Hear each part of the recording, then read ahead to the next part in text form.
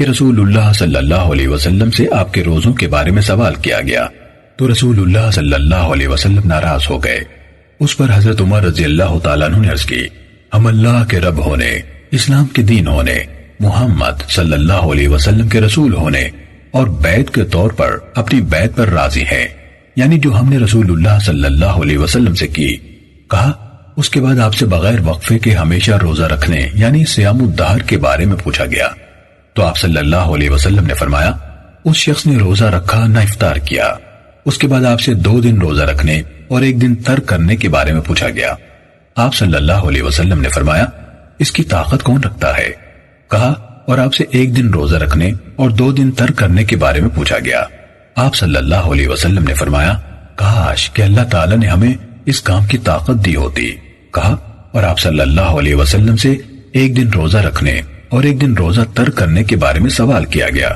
آپ صلی اللہ علیہ وسلم نے فرمایا، یہ میرے بھائی داؤد علیہ السلام کا روزہ ہے۔ کہا اور آپ سے سوموار کا روزہ رکھنے کے بارے میں سوال کیا گیا۔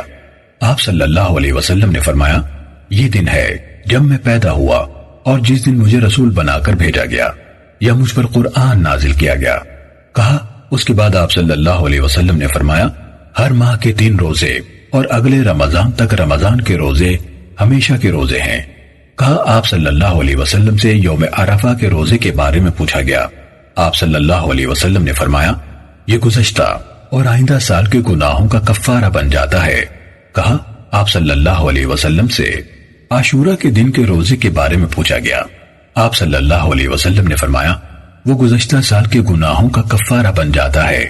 امام مسلم نے کہا، اس حدیث میں شعبہ کی روایت کیوں ہے؟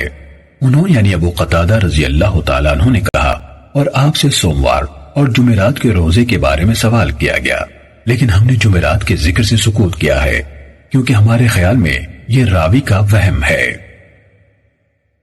صحیح مسلم حدیث نمبر 2747۔